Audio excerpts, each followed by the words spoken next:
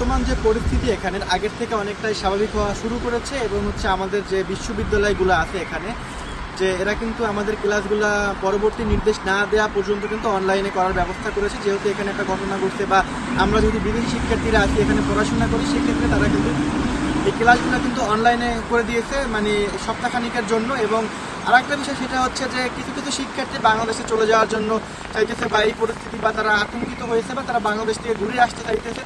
Charter flight যেটা আছে এখানে হচ্ছে পাকিস্তান থেকে হচ্ছে মানে এখানে সরাসরি আসা যায়, মানে কোনো ট্রানজ্যাকশন দেওয়া লাগে না, ইন্ডিয়া থেকে সরাসরি এখানে আসা যায় এবং এখান থেকে পাকিস্তান সরাসরি যাওয়া যায়। এই ফ্লাইটগুলো চার্টার ফ্লাইটগুলো ওদের আছে, আমাদের নাই। যে আমাদের একটা দাবিতে বাংলাদেশ সরকার যেন আমাদের এদিকে নজর দেয়, আমাদের যেন একটা চার্টার ফ্লাইট চালু করে দেয়, মানে একদিনের জন্য না, এটা হচ্ছে মানে সব পাকিস্তান ইন্ডিয়া যেমন সবসময় চালু থাকবে, আমাদের জন্য যেন হয়তো মাসে 4টা বা 2টা এরকম ফ্লাইট চালু রাখে, যাতে আমরা কোনো কিছু হইলে সাথে সাথে যেন ইমিডিয়েটলি যেন বাংলাদেশ ব্যাক করতে পারি। আপনারা দেখতে পাচ্ছেন যে এক কিরগিজ, সে আমার সাথে আমার ভিডিও করা দেখে সে আমার সাথে কথা বলতেছে। তো তারা আমাদের প্রতি এখন সব স্বাভাবিক আচরণ করা শুরু করছে বা তারা যেটা করছে তারা তাদের ভুল বুঝতে পারছে বা এখন সব কিছু স্বাভাবিক। আমি যদি এই পাশে দেখাই, তারা অনেকেই হচ্ছে যাইতেছে বা আমাদের সাথে যোগাযোগ করতেছে। তো আগের থেকে পরিস্থিতি সব অনেক স্বাভাবিক বা তারা আমাদের অনেক হেল্প করতেছে।